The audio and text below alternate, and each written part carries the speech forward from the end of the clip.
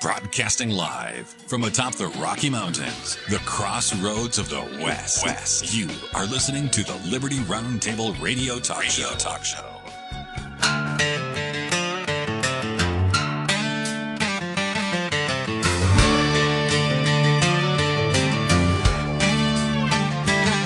There's a shadow on the courthouse, on the flag out in the yard, where the ones who promise justice learn to play their wicked cards. Wolves dressed up like neighbors, talking sweet and acting grand, but the truth keeps pulling curtains on the lies they tried to plan. And the Lord don't buy excuses, don't take bribes, and doesn't vote. All right, ladies and gentlemen, Penalty for Truth. Yeah, it's an incredible new country song put out by William Simpson. He's also the founder and the director of the Wild Horse Fire Brigade, LLC. What is their goal? Mr. Simpson says we work diligently to preserve and protect the wild horses of North America.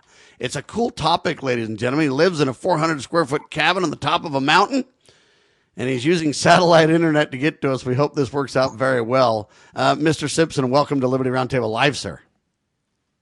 Good morning, and thank you for having me on the show, Sam. How did you get involved in such a line of work in the first place, sir?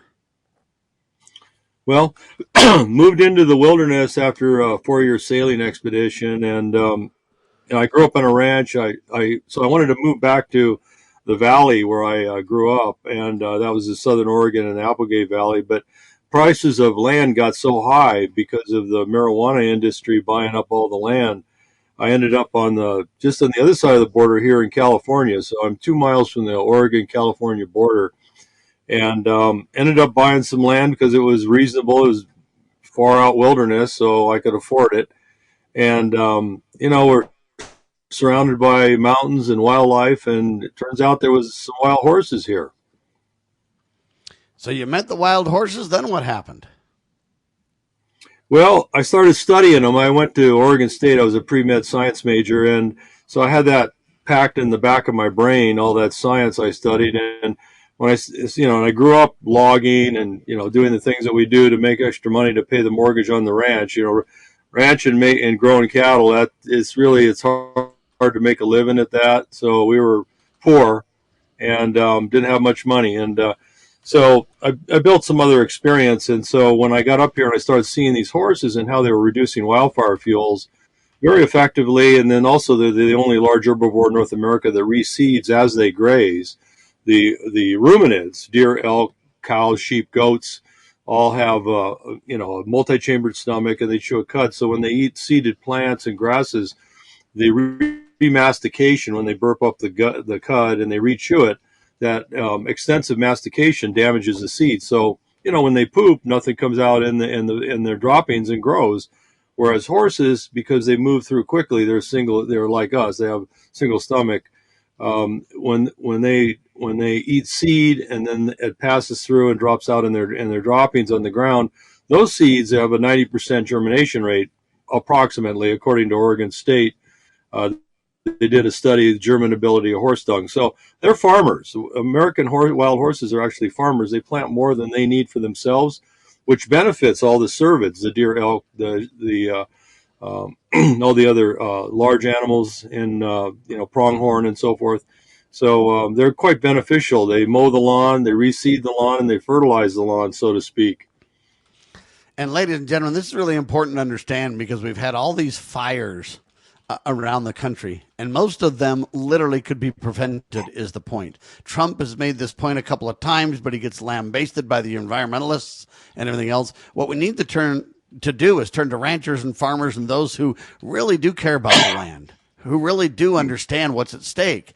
And that's why his website, wildhorsefirebrigade.org, and you can kind of learn about how this works. And so when they mow the lawn, when they fertilize, when they do all these things, they are a critical part of the ecosystem And it's important to understand that if we could let them thin that out, mow the lawn, so to speak, we could reduce or I wouldn't say eliminate, but we could reduce significantly the amount of the fires that occur and how bad they are, right, William?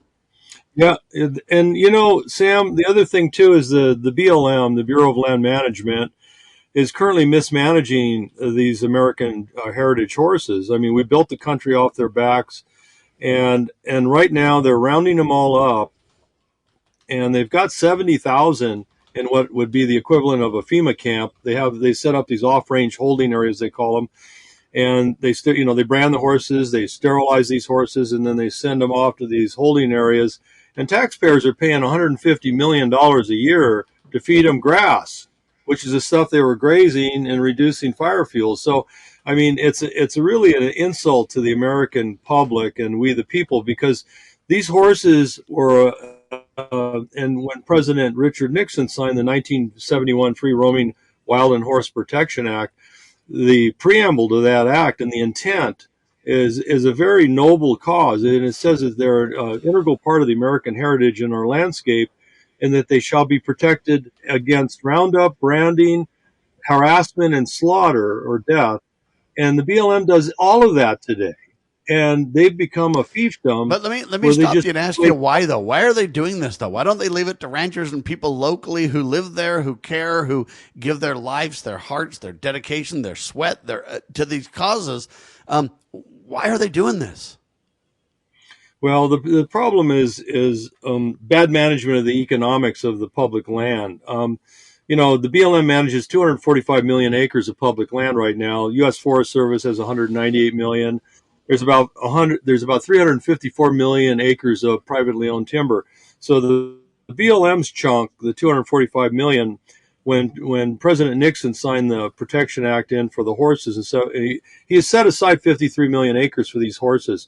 And that was in 71. Well, since then, America has grown by various ways, some not so nice, by 100 million people. We got 100 million more people here in the country, more than we had in 71. So the demands on public lands have gone up considerably for gas, oil, minerals, and for livestock production.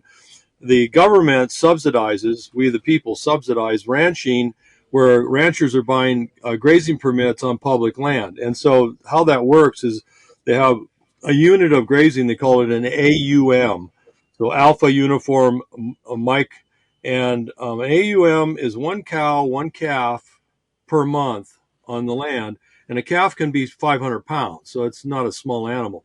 And you get that if I'm a rancher and I want to graze one of my cow-calf pairs on BLM land, I pay them $1.45 a month to do that. Now, why is that important? Well, if we went to private pasture and we wanted to graze our cow-calf for a month, it'd be anywhere between $28 and $30 a month. So the American taxpayers, which is clearly not sustainable, is the point, right? Well, it's not sustainable, but the problem is they only have so much grazing on this 245 million acres. And when you're giving it away, it's the deal of the century for ranchers. It's welfare ranching. U.S. taxpayers are subsidizing the ranchers who have grazing permits. That's just a fact. Because all right, if you went so on Doctor, what do you think? We're starting out by saying we got mismanagement of the land and welfare ranching, sir. Well, it is interesting, and William's a very articulate spokesman for his cause and very well informed. I came across a similar kind of philosophy where the hoofed animals really do reduce the fast-burning fuels, and they can. Years ago, I did wildland firefighting, and so I have some interest in this. But the hoofed animals are very synergistic, symbiotic with the maintenance of the land, and that's just kind of they fit together. And everything thrives the way it goes. And as is pointed out by William, I'm going to just say almost anything the government touches that it shouldn't be touching, they do wrong. And so it sounds like the government is participating in exacerbating the problem. And, these horses are magnificent creatures and amazing how they fit in with how everything's fitly formed in God's whole creation. So he's got a very interesting point. I'm interested in how they're hoping to be able to have this work in a more natural way, and how it might help reduce wildland fires and so on. Because since the government has taken over the efforts to do wildland fires, it's only gotten worse every year. And again, Amen. So let's talk about the hoofed animal point that Dr. Bradley made. Then we'll take a break and come back and talk specifically about fire prevention and management of the land. William, what about this hoofed animal thing? There's something to that too, right? Right. So Equus caballus, the modern horse, has been in North America for about 2 million years, according to our best science. And so we're looking at a situation where all the other hoofed animals, deer, elk, moose, and caribou, they all came across from Asia on Beringia. All right, hang tight, ladies and gentlemen. We'll tell you more with William Simpson in seconds. Are you ready to stand up for your community and support your local sheriff? Join the Constitutional Sheriffs and Peace Officers Association and become a vital member of the Sheriff's Citizens Posse. At cspoa.org, we empower citizens like you through weekly webinars, arming you with the knowledge to back your constitutional county sheriff. Together, we can uphold our Constitution and ensure liberty and justice for all. Your community needs you now more than ever. This is a battle between truth and deceit. A battle between forces that would enslave this country in darkness and between a media that wants to present you with the truth. We are being censored. America's news outlets no longer provide the truth. 90% of news outlets in the United States are controlled by 6 corporations. The mission of the Epoch Times is to chase the truth, to ground all statements in fact. TheEpochTimes.com. Why don't we say to the government writ large that they have to spend a little bit less? Anybody ever had less money this year than you had last? Anybody ever having a 1% pay cut? You deal with it. That's what government needs, a 1% pay cut. If you take a 1% pay cut across the board, you have more than enough money to actually pay for the disaster relief. But nobody's going to do that because they're fiscally irresponsible. Who are they? Republicans. Who are they? Democrats. Who are they? Virtually the whole body is careless and reckless with your money. So the money will not be offset by cuts anywhere. The money will be added to the debt, and there will be a day of reckoning. What's the day of reckoning? The day of reckoning may well be the collapse of the stock market. The day of reckoning may be the collapse of the dollar. When it comes, I can't tell you exactly, but I can tell you it has happened repeatedly in history when countries ruin their currency.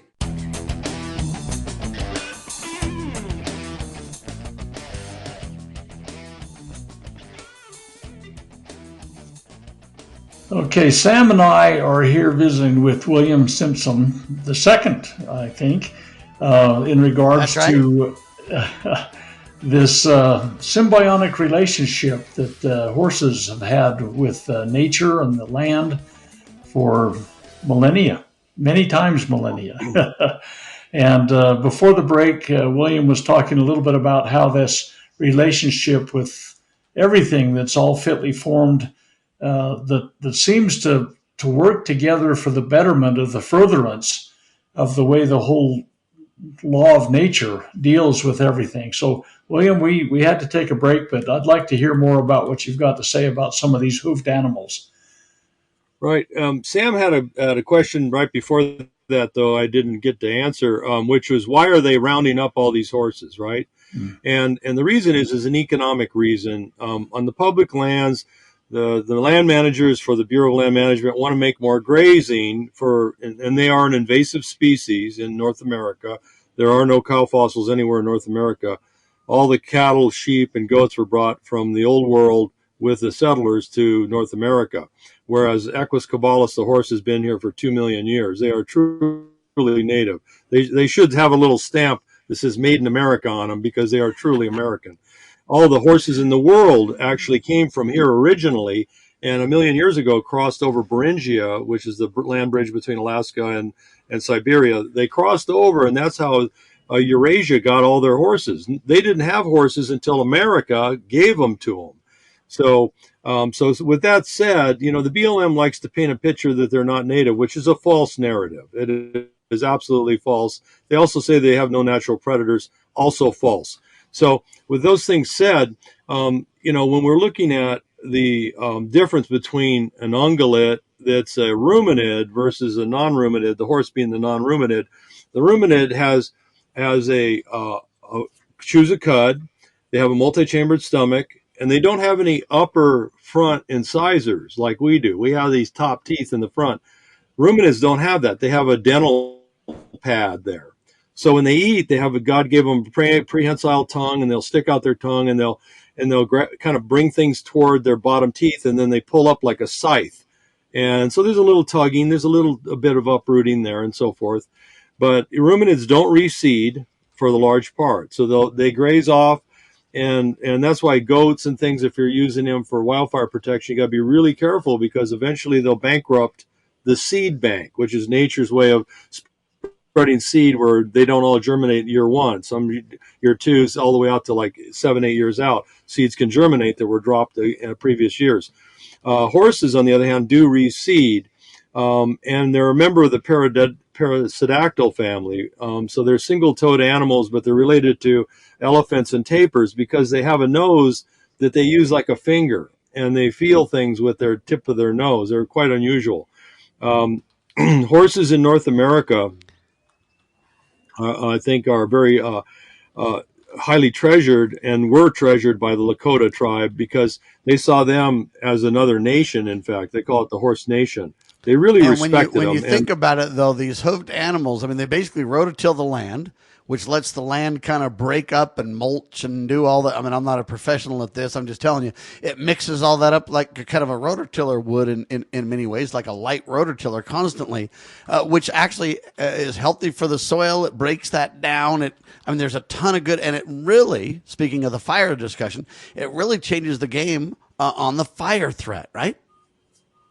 Well, the trampling you're referring to isn't a big deal, quite frankly. In fact, you want to be really careful about bifurcated hooves, which is what the cervids and all the cattle have.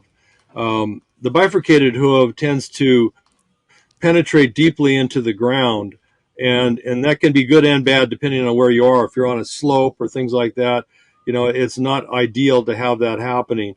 The big benefit with a horse compared to any other animal is reseeding, and the fact that they use trees for shelters. And what that the impact on fire, especially around forests, is when you have a horse, it uses year-round, it uses trees for a shelter. And so it'll graze the fuel down under the tree. It fertilizes the tree with its droppings. And because they're big, powerful animals, they're 800 pounds, they'll break off all the low limbs on the tree. Those are called fire ladders, okay? And so they break them off. So when they're done, when they keep using trees, those trees are fire resilient. And the fires, and I've seen this, I was on the fire line of the Klamathon fire 9 days as a local knowledge advisor during the big fire up here, 38,000 acre wind blown. And when it got to the area where we had reduced fuel, because we're down 2 million deer in California, by the way, the population of deer in California has collapsed from overhunting, vehicular accidents, poaching, and to some lesser extent, disease. But that's going to get bad because now chronic wasting is moving into the state. But the deer population has collapsed, and that's why we have all this ungrazed fuel, prodigious amounts of fuel. And when you have excessive fuel, you have excessive heat, and that's what makes wildfires catastrophic, when they're excessively hot. And we're getting a brand new kind of chemistry in these fires called pyrochemistry. When you heat ingredients at one temperature, let's say 800 degrees Fahrenheit, you get certain resulting compounds. When you take the same ingredients and you heat them up at 1500 or 1800, you get brand new compounds. And that's why these fires are killing 5,000 Californians a year prematurely every year, according to the UCLA 11-year study.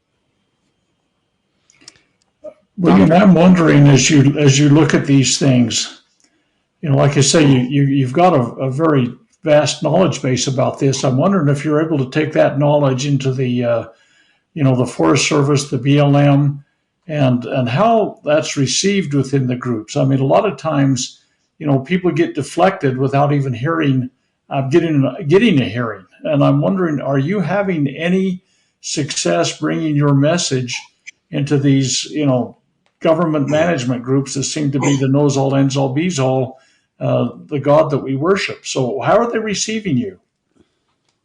Well, okay, not very well, Dr. Bradley. The problem we have, first of all, I teach wild horse ecology for California State up here. We have a 5-year contract and a fellowship program. We have 2 PhDs on our board, Dr. Julie Murphy and Dr. Wayne Linkletter, who both teaching professors at major universities, both did their PhDs on wild horses, their dissertations.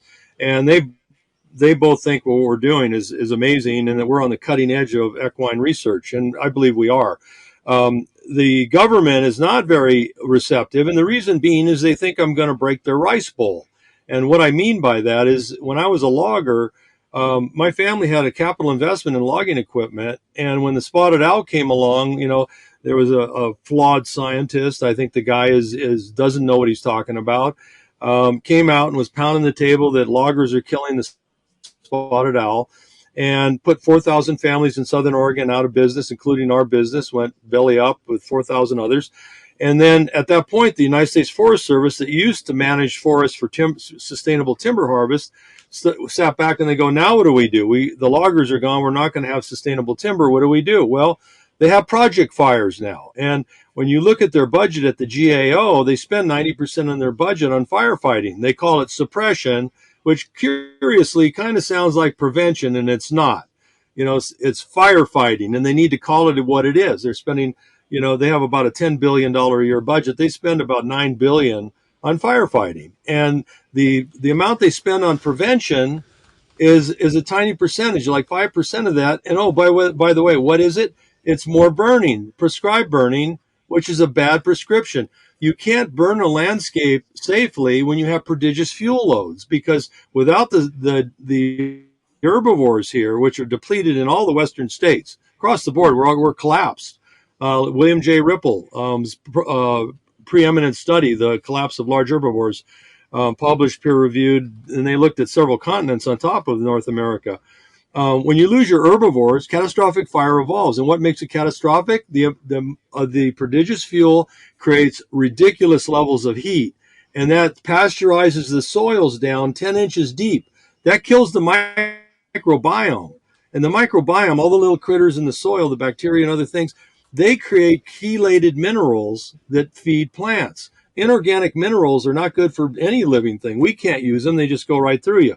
So chelation is when you attach an organic acid to a mineral like calcium. Women have osteoporosis problems.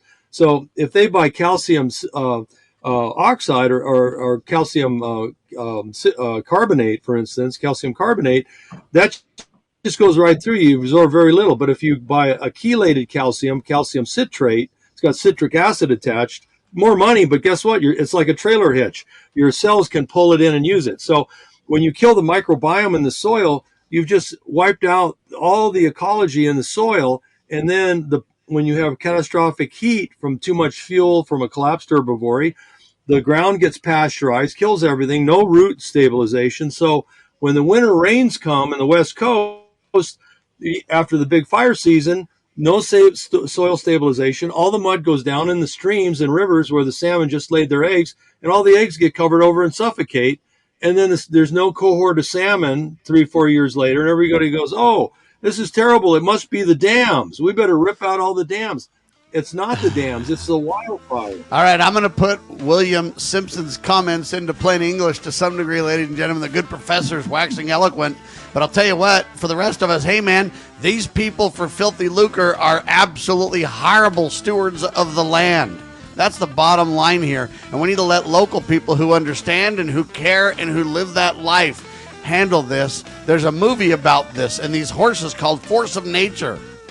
It's an award-winning film, a documentary about how wild horses mitigate wildfires. To learn more, Horse of Nature, not force, but horseofnature.com to check that out. We'll play the trailer in seconds. You're watching William Simpson on Liberty Roundtable Live.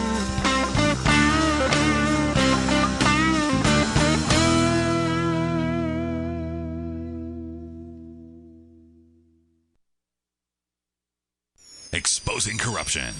Informing citizens. Pursuing liberty. You're listening to Liberty News Radio. Breaking news this hour from Town Hall. I'm Rich Thomason. Some Republican lawmakers in Indiana have rejected a congressional redistricting plan supported by President Trump, causing anger among some political conservatives nationwide. But on the Salem News program this week on Capitol Hill with Tony Perkins, House Speaker Mike Johnson says, despite Indiana's action, he's still optimistic about next year's midterm election. There's about 14 states at some stage of litigation right now. Most of the experts expect that the Republican Party will net a few seats, maybe 3 to as many as 7. So what any individual state does is kind of immaterial to me. I've got to win with whatever maps are ultimately produced, and I'm sure that we will. Speaker Johnson's full This Week on Capitol Hill interview will be broadcast starting at 10 a.m. Eastern Saturday on the Salem News Channel. When it comes to battling Venezuelan-backed drug cartels, President Trump says he's set to take the fight from the sea to a new front, land. They've treated us badly, and I guess now we're not treating them so good. If you look at the drug traffic by sea is down 92%, and nobody can figure out who the 8% is, because I have no idea. Anybody getting involved in that right now is not doing well. And we'll start that on land, too. It's going to be starting on land pretty soon. Kilmar Abrego Garcia has checked in briefly with an ICE field office in Baltimore before walking free. A federal judge ordered his release from custody. He's an illegal immigrant the Trump administration is fighting to deport. The White House says he's a gang member and a human smuggler. He denies it. The flood-battered state of Washington is under a state of emergency. 5 days of torrential rains in the Pacific Northwest have unleashed devastating flooding. It's destroyed infrastructure, washed away homes, forced tens of thousands of people to evacuate. Watching Wall Street, the Dow is down 138 points, the Nasdaq off 356. More on these stories at townhall.com.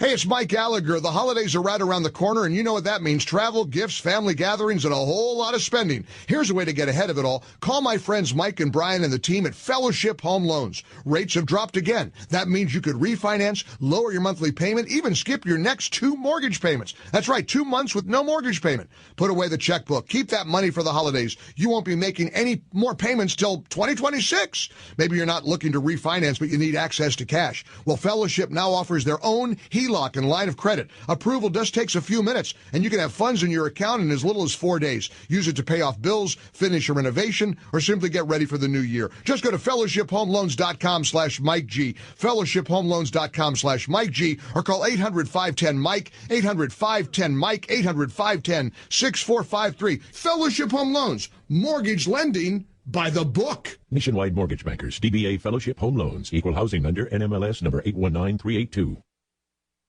Attention collectors and savvy investors. We are excited to announce a momentous evolution in our journey. Introducing Free Water Coin Company, formerly known as Rust Coin and Gift. This rebranding takes us back to the very roots of where it all began. Free Water, Oregon. It's a tribute to the legacy of Al Rust and a celebration of 3 generations of dedication to excellence in the world of coins and precious gifts. Al, Brian, and Jake Rust standing strong through 64 years of service. Discover a world of exceptional service at Free Water Coin Company, your premier destination for genuine, honest money and precious gifts. Under Brian's expert guidance, Free Water Coin Company, building on the legacy of Rust Coin and Gift, continues its tradition of trust and excellence. Visit us at our Provo, Utah location. Explore our treasures online at freewatercoinco.com or call us at 801-377-1574. Free Water Coin Company, where your future is built one honest coin at a time.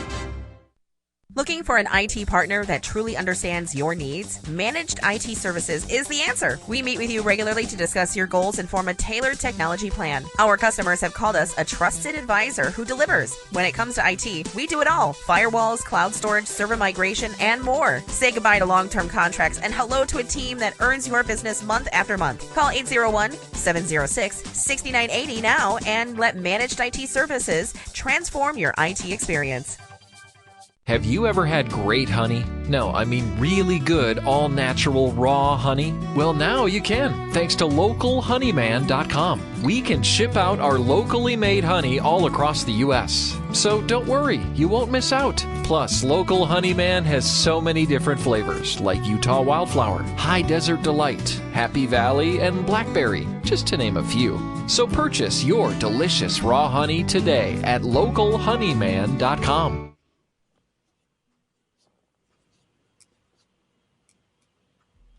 Fire as a new day is born. I've heard angels sing when a newborn cries, and watched snow touch an eagle under moonlit skies. I am a wild stallion, carved by God's own hand, with a heart full of thunder and hooves in the sand. I've raced with the wind, and I've watched the stars fall. I've seen heaven's beauty and I've heard its call. You can brand me a ghost or a fading flame, but my soul rides proud and I won't be tamed. There you have it, ladies and gentlemen. Sam Bushman. We're talking about this Wild Stallion, a new country western song written and arranged by William E. Simpson II, our guest. Who is he, you say? He's a professor. He's a musician. He's the executive director of the Wild Horse Fire Brigade. Yeah, LLC. Wildhorsefirebrigade.org is where you can learn more. And Mr. Simpson says we work diligently to protect and to preserve the wild horses of North America. And really, he's preserving the land and the ecosystem in the process. For some reason, the government, for filthy lucre, Dr. Bradley, wants to go ahead and upend that. It's all about money to these clowns. But the truth is, in my humble opinion, they lack authority in the first place, Doctor. Well, indeed they do. But it's interesting to me. I mean, this concept maybe hasn't been on the tip of everybody's tongue or their brain, but I remember back in 1971, they had a kind of a cult movie come out called Billy Jack. And the beginning scenes of that, they have the townsfolk, including some of the law enforcement officers, rounding up some of these wild horses and preparing to slaughter them in a corral. And that's when Billy Jack comes up and puts an end to the whole thing. But the fact of the matter is, it seems like they consider these creations, these animals, to be a competitor to their economic prosperity, and consequently, there's kind of an acrimonious animosity towards them. And I'm wondering, William, has there been anything studied to help farmers, ranchers recognize the value that these wild horses bring that would help facilitate, maybe something that would talk their language about how valuable they are and how they may want to facilitate the symbiotic relationship between these horses and their land and the way they're trying to make their living and everything like that. Sometimes we have to talk each other's language. And I'm wondering if there's any bridge that can be made between people that might help facilitate, a better energy between the farmers and ranchers and these wild animals. I don't know. Maybe I'm asking the question wrong, but it seems like they're considered competitors, and let's eliminate them, Right. Well, the first problem we have is the BLM has been actively misinforming the public. And sadly, most of the public, including the ranchers, are undereducated with regard to natural evolution and landscape management. And there are some advanced ranchers out there like Chris Gill, who operates Pitchstone Waters. He's got a huge ranch in Texas, a big ranch up in Idaho. He's a cattleman, a banker, an oilman. Chris Gill publishes a lot of my articles. I've got over 150. I quit counting my articles. There's well over 150. But the thing is ranchers, some of them are trying to learn and get up to speed. But the problem is the people who are on the welfare ranching program with the U.S. government on the BLM, Bureau of Land Management lands, they're getting such a deal of the century. They just want more horses gone and more grazing on that land. And because horses don't have an economic advocacy, in other words, you got deer, elk, and moose, and people are willing to buy, deer tags and elk tags to go shoot those. So you got Winchester and Smith and Wesson and all these Remington, all these companies making money on those animals on public land. And then you got livestock, and the livestock on public land, the BLM manages their grazing program. And it costs us taxpayers $33 million for the Bureau of Land Management to manage the public land grazing program. And they only take in $14 million in revenue. I mean, the whole thing is a sham.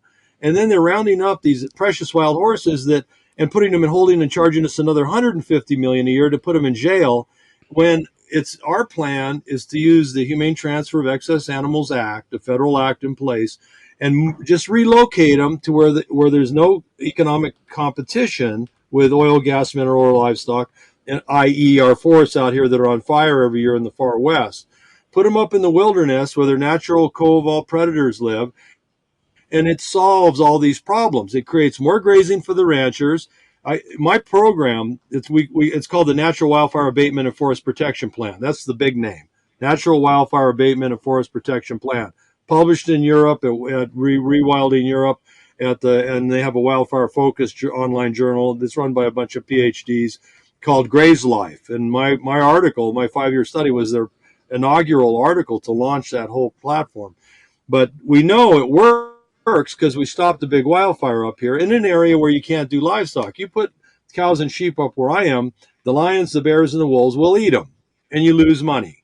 But the horses, they need predation because it's part of God's plan to cull the weakness out of the herd. Natural selection is essential for healthy wild horse herds. So you put them in the wilderness. What does that do? Okay, what my plan would create more grazing, 350,000 more AUMs for ranchers.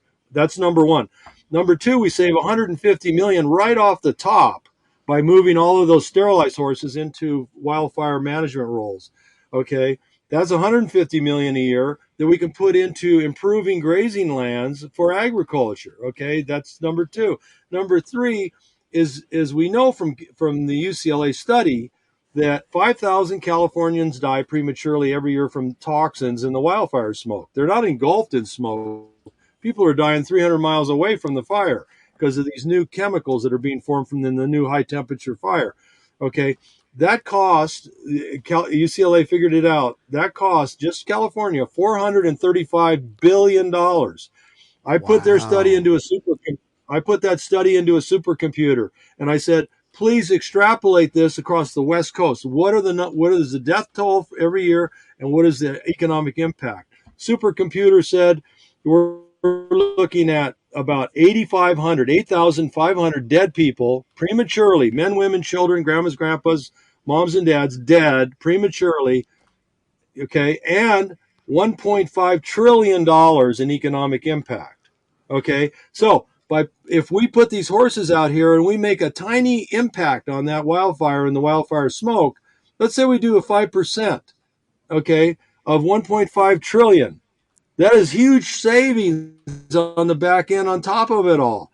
And what people don't understand, and I fought fire as a logger, and I fought fire recently as a technical advisor with Cal State in 2008, or California Cal Fire up on the Klamathon. The bottom line is the smoke is different than it used to be. It has all these toxins because it's high temperature chemistry. And so, if we don't address it, we're going to have all these people dying every year. My wife was killed by the wildfire smoke. When I stayed as a volunteer on the fire line with the commanders from Fresno, because in 2018 we had fire guys from all over California trying to help out. So we got the battalion from Fresno up here in the Oregon-California border. They were literally lost when I met them in the wilderness up here. There's two fire commanders with a map, and they couldn't figure out where they were. And I says, well, the problem is you're below the logos. You're not even on the map. And he says, well, that's the map they gave us. And I says, well, I got bad news for you. The line starts at Oregon, and you're in California. So they said, all right, that's it. You're our local knowledge advisor. So I was on the line 9 days. I got lung damage. I can't sing those songs you just heard. Okay, I'd love to, but I can't. So I use an AI computer voice to sing my poetry or my lyrics, and it's my handicap. That is my crutch now, is AI has allowed me to express my feelings about what's happening with natural resource management. But we can save, and I'd love to sit next to President Trump for just a couple of minutes, because he's a great businessman, but he doesn't understand natural resource management, and his advisors are misinforming him. And he can't be a successful president without a good team. It's just like football. You could be have the most money, you could be the head of the Dallas Cowboys. If you don't have a great quarterback and line and receivers and tight ends, you're in trouble. You're not going to be a great team. You got to have the right people. And the U.S. Forest Service doesn't like my plan because it reduces fire, and so they're trying to monetize it. They make the U.S. Fire, and there's a lot of people saying this, not just me. They're using wildfires now, massive forest fires, as prescribed burns. They're project fires. You can go on InstaWeb and look, and they have a projected end of the fire, a date for, and it's usually months out. Okay, here's our projected time for containment. And it's disaster, ladies and gentlemen. It's out of control and needs to stop. Well, the bill that Dr. Bradley spoke of in the movie now has graduated to William, and he's a professor. And he's telling you how it is in managing land, ladies and gentlemen. There's an incredible award-winning film, Horse of Nature. We're going to talk about that coming up in seconds. You'll get to watch the trailer, too. Hang tight. You know where the solution can be found, Mr. President?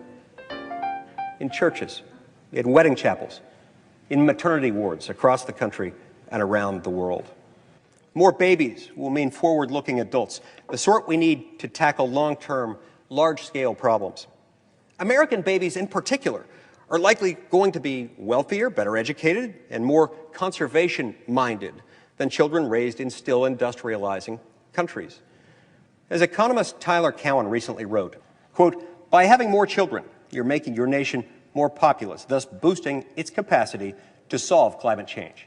The planet does not need for us to think globally and act locally so much as it needs us to think family and act personally.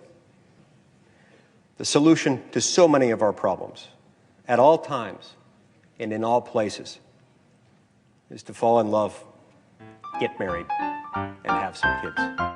As you are aware, America is divided over every fault line possible. This is intentionally fostered by those who do not love God, family, or country. We believe a peaceful future as a free people absolutely depends on civility. Clarion Call for Civility is looking for funding and volunteers at every level to make our hopes and efforts a reality. Please donate, sign our pledge, and help us in our sacred cause. Please visit callforcivility.com for more details. Callforcivility.com. Bypass the mainstream narrative with Liberty News Radio at libertynewsradio.com. Engage with charismatic hosts live or on demand.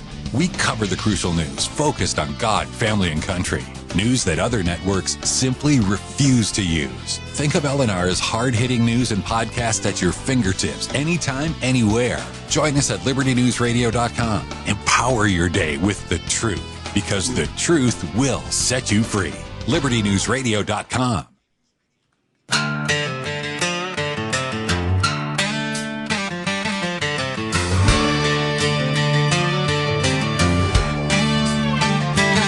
There's a shadow on the courthouse, on the flag out in the yard, where the ones who promise justice learn to play their wicked cards. Wolves dressed up like neighbors, talking sweet and acting grand, but the truth keeps pulling curtains on the lies they tried to plan. And the Lord don't buy excuses, don't take bribes, and doesn't boast. Every secret that they're hiding, yeah, he sees it clearer than most. So raise your voice, you truth tellers, stand tall and hold the line. You're the lanterns in the midnight, you're the ones who still shine. Though the wicked swing their hammers, trying to nail you to a lie, there's a penalty for truth, but there's a blessing when you try. Oh, stand firm through the fire. There you have it, ladies and gentlemen. William E. Simpson the second. Yeah. Penalty for Truth is the name of the song. Check it out on YouTube and all fine tune playing services everywhere. Also, the Wild Stallion song. So he's a musician doing a great job. He's also a man who wants to really protect the North American horses, and he also wants to produce solutions that reduce and or eliminate these crazy, hot, psychotic wildfires. But telling the truth is a revolutionary act in modern times. That seems to be the truth. Hopefully we can get William with President Donald J. Trump and discuss this so that we can tell the tale of truth and have appropriate action happen on his watch. Now there's the film Horse of Nature. It's an award-winning film. It's a documentary about how wild horses mitigate wildfires. Horseofnature.com to learn more. Here's the trailer. Let's watch this, and then we'll talk about this film. It's very good.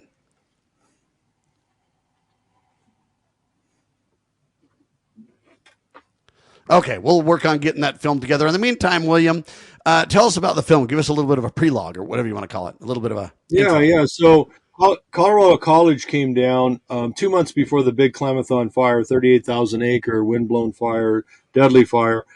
They came down 2 months before, and we're doing a documentary about my research here. They heard about it, and they filmed me up on the wilderness area where the horses were grazing in low fuel areas and fire breaks.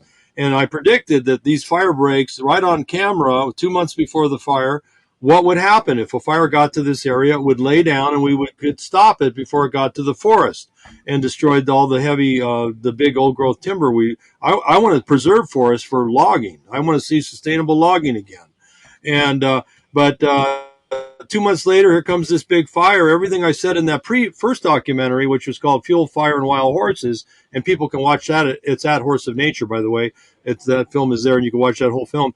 Everything I said in that first film, 2 months before the fire, came true during the fire. So after all of that, another documentary was made by another documentarian, Audie Carlisle, about the aftermath. What happened during the Klamathon fire? And that's what this trailer was about, and that's what this film is about. All right, here's the trailer.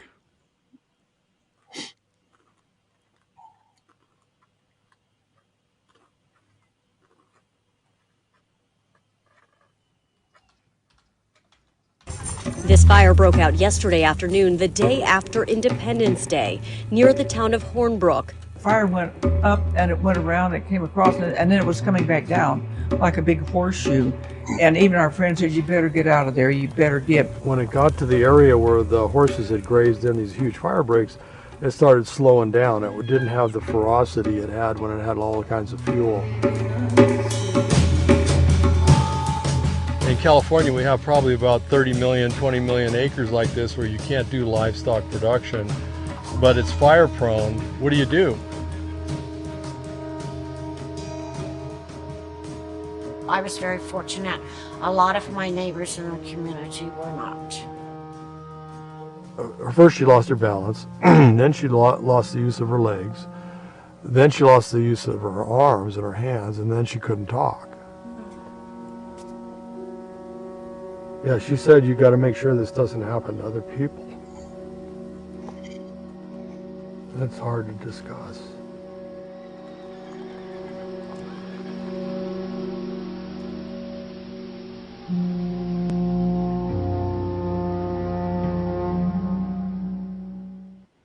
Dr. Bradley? You know, it looks like a very compelling message, and certainly William can articulate that.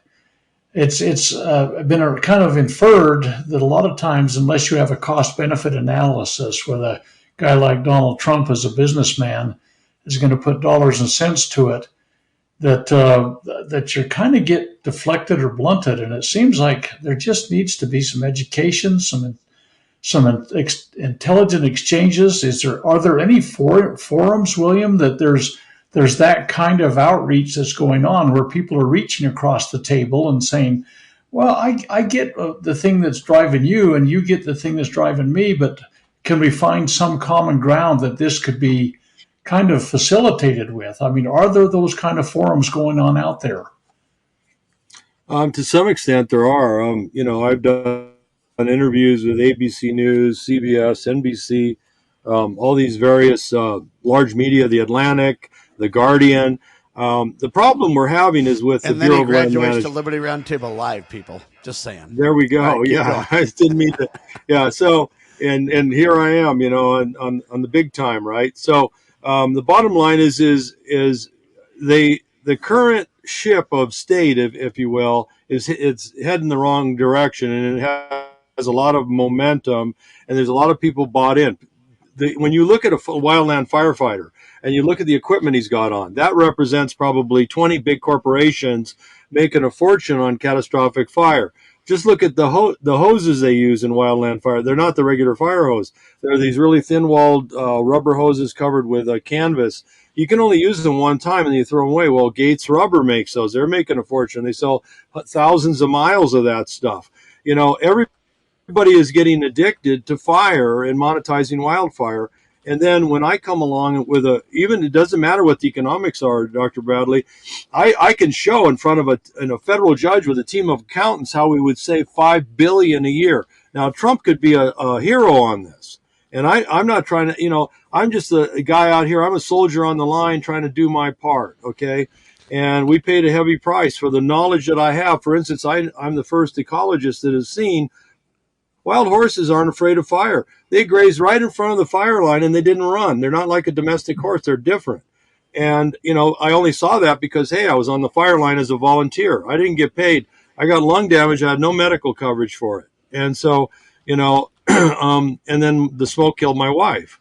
So, I don't know what else I can say to these guys. Tough tale. Let me ask you this. What can guys like me can do shows on it and kind of educate the public and heighten the education effort, which I intend to do without a doubt.